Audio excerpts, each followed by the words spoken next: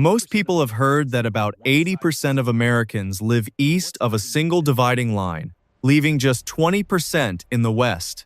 But here's something far more surprising. There's a massive empty belt running straight down the middle of the United States. This sparsely populated zone stretches from the Canadian border all the way to Mexico, covering roughly 350,000 square miles, about the size of Turkey. Yet despite its enormous area, only around 1% of the U.S. population lives here. So why is this region so empty? The answer comes down to history and geography. Early American settlement began along the East Coast, with the original 13 colonies. From there, expansion moved westward into the Midwest, supported by fertile land and major waterways like the Mississippi River, which made transportation and farming easier. But when settlers pushed further west, development didn't spread evenly. It skipped.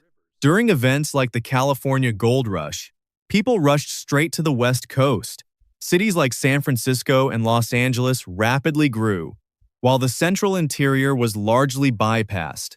At the same time, powerful Native American nations, including the Sioux, Cheyenne, Kiowa, Comanche, and Apache, strongly resisted westward expansion. This slowed settlement and infrastructure development across the region for decades. Then there's the environment. This empty belt lies deep within the continent, far from any ocean. Without that moderating influence, temperatures can swing dramatically, sometimes by as much as 40 degrees Fahrenheit in a single day.